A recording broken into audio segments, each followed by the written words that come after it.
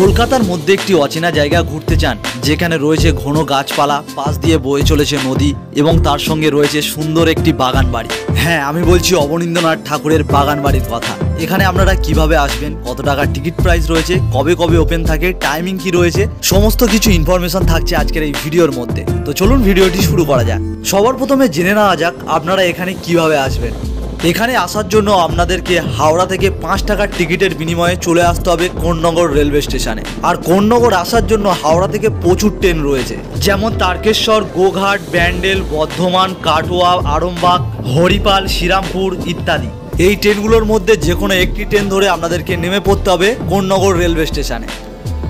আমি এখন চলে আসলাম কোন্নগর রেলওয়ে স্টেশনে। কোন্নগর স্টেশনে নেবে ট্রেনটা যেদিকে চলে গেল ঠিক সেই দিকটাই আপনাদেরকে হেঁটে চলে আসতে হবে। সামনের দিকে হেঁটে আসার পর আপনাদের এই পাশ থেকে একটি রাস্তা পড়বে বাজারের মধ্যে দিয়ে। এই রাস্তা ধরে আপনাদেরকে বাইরে বেরিয়ে যেতে হবে। বাইরে বেরিয়ে আসলে এখানে দেখতে পাবেন অটো টোটো স্ট্যান্ড। এখান দিয়ে আপনাদেরকে টোটো ধরে নিতে হবে আর বলতে হবে অবনীন্দ্রনাথ ঠাকুরের বাগান বাড়ি যাব। টোটো করে ভাড়া পড়বে মাথা পিছু 10 টাকা করে। 10 মিনিট টোটো করে আসার পর আপনারা পৌঁছে যাবেন অবনীন্দ্রনাথ ঠাকুরের বাগান বাড়ির ঠিক সামনে। টোটোতে করে আসলে টোটো আপনাদেরকে ঠিক এখানটায় নামিয়ে দেবে। এই হলো বাড়ির সামনের মেন গেট, অবনীন্দ্রনাথ ঠাকুরের বাগান বাড়ি, পরিচালনায় কোন্নগর পৌরসভা। এবং এই মেন গেটের পাশেই রয়েছে অবনীন্দ্রনাথ ঠাকুরের একটি মূর্তি, যেখানে লেখা রয়েছে Abanindranath Tagore, father of the master arts. সামনে যেই রাস্তাটা দেখা যাচ্ছে এই রাস্তাটা দিয়ে এবার আমাদেরকে ভিতরে প্রবেশ করতে হবে। পরিষ্কার পরিচ্ছন্ন রাস্তা এবং রাস্তার দুদিকে রয়েছে পরপর এরকম গাছের সারি। সামনে কিছুটা হেঁটে আসার পর ডান দিকে দেখতে পাবেন টিকিট কাউন্টার। বাগানবাড়ির মধ্যে প্রবেশ করার জন্য এখান থেকে আমাদেরকে টিকিট কেটে নিতে হবে। কেটে নিলাম এই টিকিট প্রাইস পড়লো মাত্র 10 টাকা মাথা পিছু। টিকিট কেটে এবারে বাগানবাড়ির মধ্যে প্রবেশ করছি। আর দেখতে পাচ্ছেন অনেক কিন্তু ট্যুরিস্ট এখানে এসেছে এবং এই বাগানবাড়ির ভিতরে গাড়ি পার্কিংয়ের ব্যবস্থাও রয়েছে। যারা কিন্তু গাড়ি নিয়ে আসবেন ভাবছেন তাদের কোনো সমস্যাই হবে না, ভিতরে পার্কিংয়ের ব্যবস্থা রয়েছে। সামনে এখন যেই ঘরটি দেখা যাচ্ছে এখানে রয়েছে অফিস ঘর, গ্রন্থাগার। গ্রন্থাগারের মধ্যে অনেক বইও রয়েছে। বাগানে প্রবেশ করার আগে বাগানবাড়ির একটি নিয়মাবলী আপনারা পেয়ে যাবেন। তো এখানে কি কি করবেন কি কি করবেন না সেগুলো এখানে দেওয়া রয়েছে, আপনারা একটু পজ করে দেখে নেবেন। আস্তে আস্তে এই সুন্দর রাস্তা দিয়ে প্রবেশ করে গেলাম বাগানের ভিতরে। আর দেখছেন চারদিকটাই কিন্তু গাছপালাতে ভর্তি, ছোট বড় বিভিন্ন রকমের গাছ এখানে রয়েছে।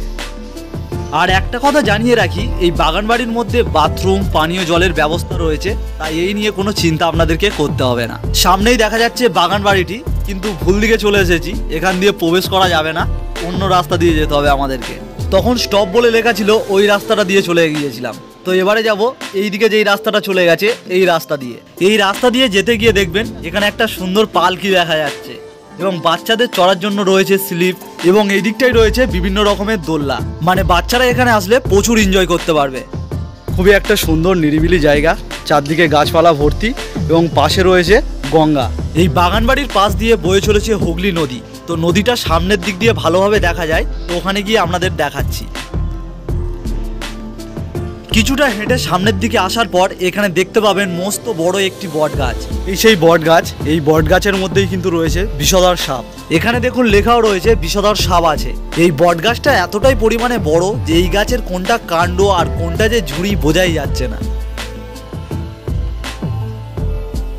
এবং সামনের দিকে এরকম পরপর অনেক বসার জায়গা রয়েছে। এই নিরিবিলি গাছপালার মধ্যে বসে আপনারা খুব সুন্দরভাবে হুগলি নদীকে উপভোগ করতে পারবেন। এখানে এগুলো ছাড়াও আরো অনেক বসার জায়গা রয়েছে।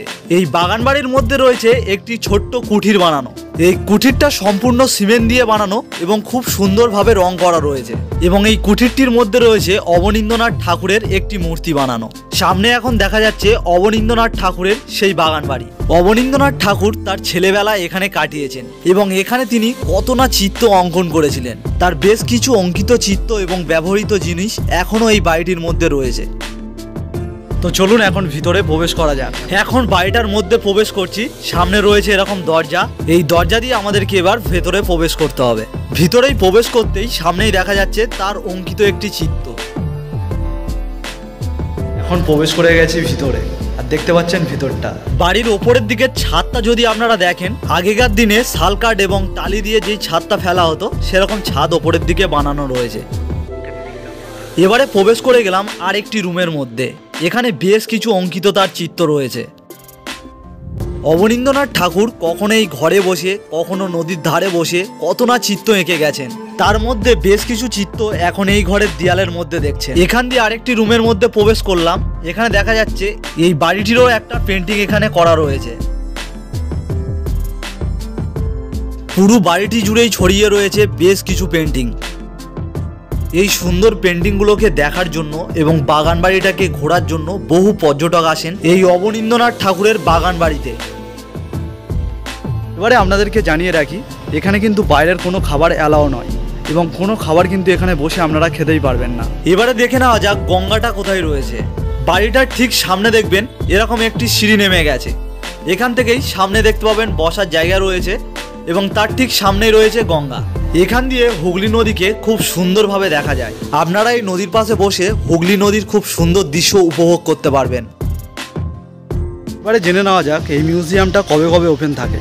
মিউজিয়ামটা প্রত্যেকদিন সকাল 10টা থেকে বিকাল 5টা পর্যন্ত ওপেন থাকে। তো কেমন লাগলো অবনীন্দ্রনাথ ঠাকুরের বাগান বাড়ির ভিডিওটি যদি ভালো লাগে অবশ্যই একটি লাইক করে দেবেন আর এরকম ভিডিও পেতে আমার চ্যানেলটিকে সাবস্ক্রাইব করে রাখবেন।